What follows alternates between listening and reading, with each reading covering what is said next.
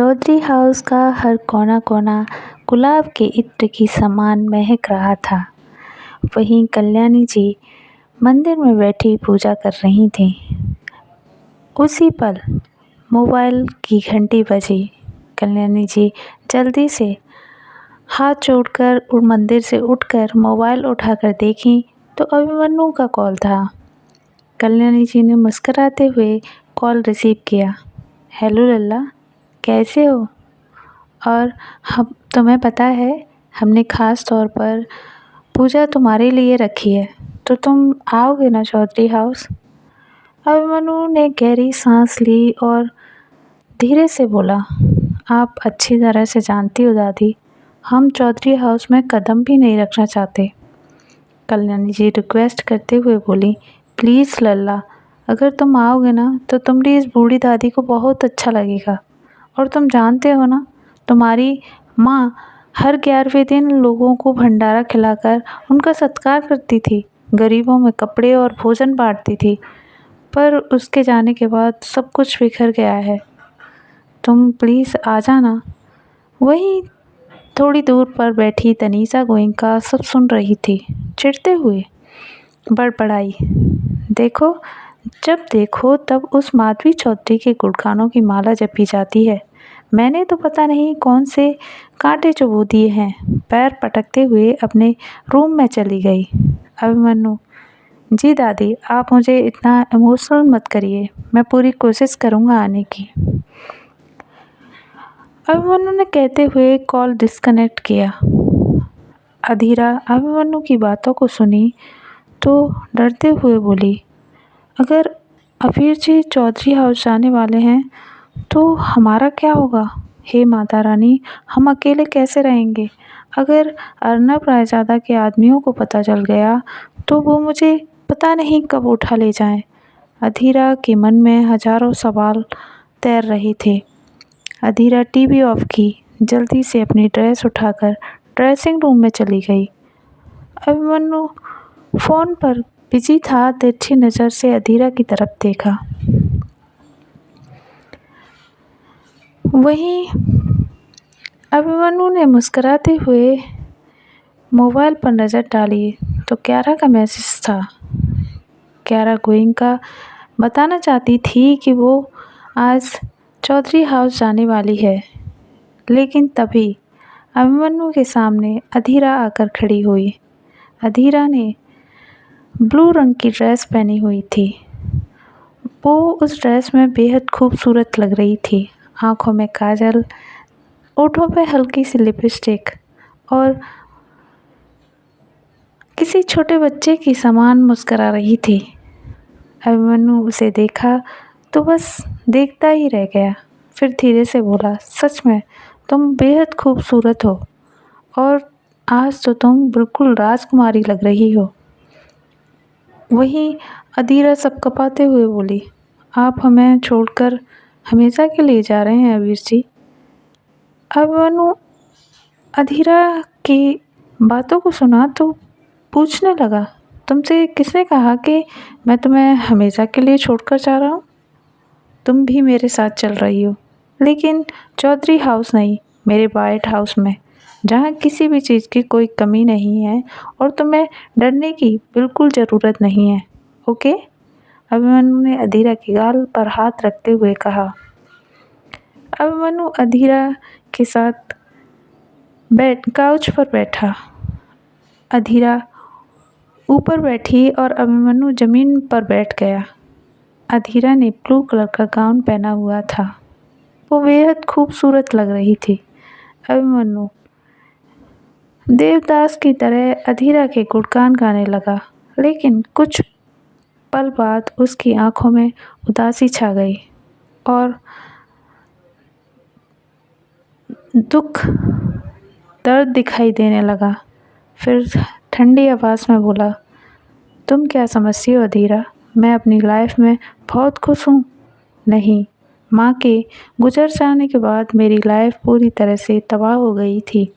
अगर मुझे मेरी दादी ने सहारा न दिया होता तो मैं इस दुनिया में नहीं होता, क्योंकि मेरे डैड ऋषि प्रताप सिंह चौधरी, उन्हें तो सिर्फ तनीषा गोयनका में दिलचस्पी है। जब मैं 10 साल का था तो मैं चौधरी हाउस छोड़कर माफिया टीम में शामिल हो गया। वहाँ से मैंने अपने जीवन की शुरुआत की। रात दिन मेहनत की, लोगों की जिल्लत सही, लेकिन कभी हार नहीं मानी, क्योंकि मेरे पास मेरा कोई अपना नहीं था जिसे मैं अपना दुख दर्द बांट सकता, ज़िंदगी में खुश रह सकता। मेरे अंदर जुनून, लोगों को टॉर्चर करने का आक्रोश बढ़ता ही गया। मैं एक इनोसेंट बॉय से डेविल अभिमन्यु प्रताप सिंह चौधरी बन गया। अधीरा की आंखें बरसने लगी थी। अधीरा ने अपने हाथ से अभिमन्यु के सिर को सहलाते हुए कहा, हम हैं आपके साथ अबीर जी। अगर आपको अच्छा लगे, ठीक लगे तो। 2 दिल एक होने की कगार पर थे। अभिमन्यु ने अधीरा की तरफ देखा, फिर धीरे से बोला, सॉरी अधीरा, मैं तुम्हें कभी खुद से अलग नहीं करूँगा। ये मेरा वादा है तुमसे। अधीरा मन में सोच ही रही थी, सब गलत है। हमें यहाँ से चले जाना चाहिए, क्योंकि आप तो क्यारा मैडम जी। इतना बोलते ही उसकी आंखें बरसने लगीं। वो आगे कुछ बोलती उससे पहले डोरबेल बजी। अभिमन्यु का अधीरा से ध्यान हटा और दरवाजे की तरफ देखा। अभिमन्यु अधीरा दोनों एक दूसरे को संभालते हुए उठकर खड़े हुए। अधीरा सब कपाते हुई खड़ी हो गई। अभिमन्यु ने जाकर दरवाज़ा खोला तो शॉक्ड रह गया। तुम? आंखें बड़ी करते हुए बोला, तुम यहाँ क्या कर रही हो? क्यारा मुस्कुराते हुए, क्यों, किसी और का इंतज़ार था अभी? अभिमन्यु गुस्से से बोला, जस्ट शट अप क्यारा। क्यारा अभिमन्यु का कॉलर पकड़ते हुए कान के पास जाकर बोली, आपको पता है अभी, आज मैं बेहद खुश हूँ तुम्हारे लिए, और तुम्हारे साथ पूजा में बैठूंगी। जीवन भर के लिए आपकी अर्धांगिनी बनकर रहना चाहती हूँ, कहते हुए रूम में एंटर की। अभिमन्यु भी रोक नहीं सका। जब क्यारा गोइंका ने रूम में अधीरा को देखा तो अपने मुंह पर हाथ रखते हुए बोली, तुम यहाँ? अधीरा सब कपाते हुए दीवार से सटकर खड़ी हो गई।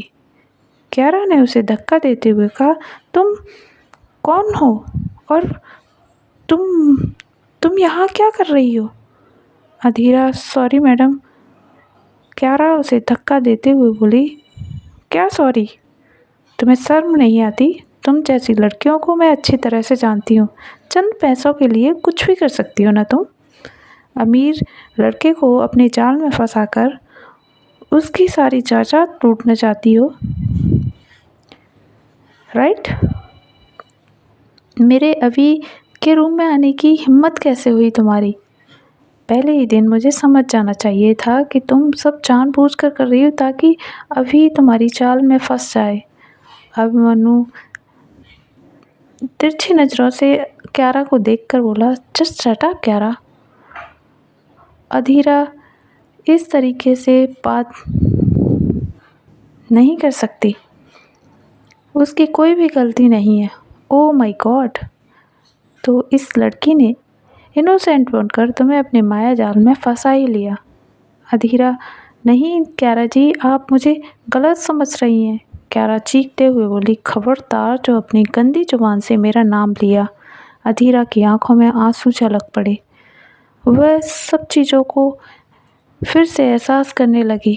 अधीरा, अपनी सौतेली माँ, उसे अर्नब रायज़ादा सब याद आने लगे और वो फिर से पैनिक होने लगी। अधीरा ने अपने कान पर हाथ रखते हुए दीवार के सहारे खड़ी हो गई।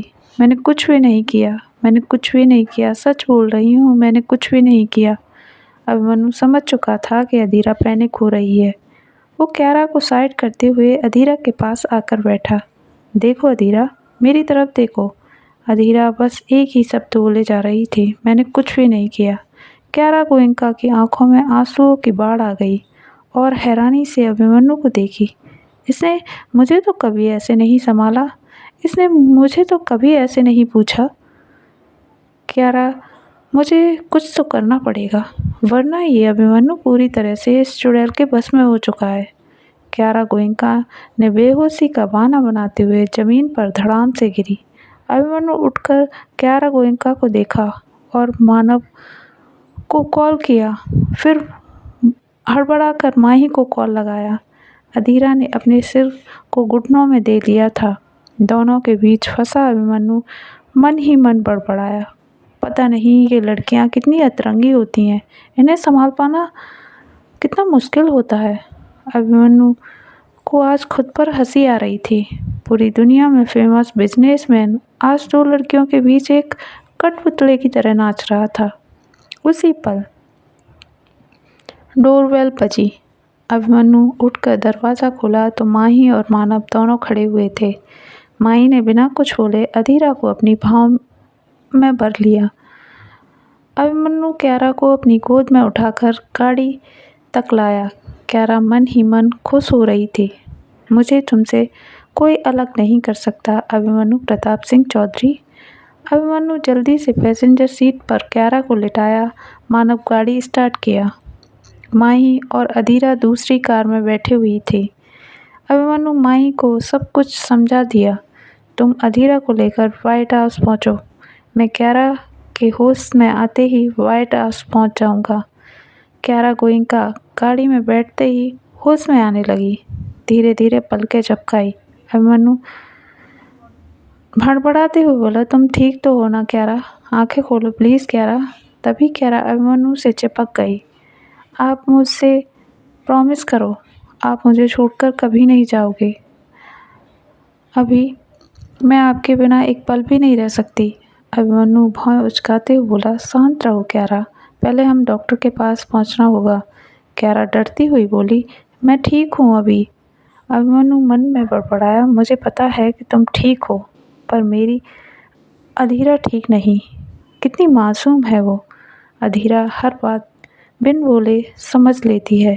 प्यार का एहसास मुझे अधीरा के साथ पता चला है। क्यारा आंखें बड़ी करते हुए बोली, क्या हुआ अभीर? वहीं दूसरी ओर माही अधीरा को लेकर व्हाइट हाउस आई। अधीरा माही से बार बार रिक्वेस्ट कर रही थी, उसने कुछ भी नहीं किया। प्लीज़ मुझे छोड़ दो, मुझे जाने दो। मजाक बनाने वाली चुलबुली माही भी अधीरा को देखकर भावुक हो गई। वो व्हाइट हाउस में एंट्री की। बड़ा सा दरवाज़ा खुला, चारों ओर ऊंची ऊंची दीवारें, उन पर छाई हुई ग्रीनरी रंग बिरंगे फूलों के बड़ी खूबसूरत लग रहे थे। अधीरा कार से उतरकर चीखने लगी। ऐसा क्या देखा अधीरा ने? जानने के लिए सुनते रहिए अगले पार्ट में। अगर ये पार्ट आप लोगों को अच्छा लगे तो प्लीज़ लाइक कीजिए, कमेंट कीजिए, चैनल को सब्सक्राइब कीजिए। धन्यवाद।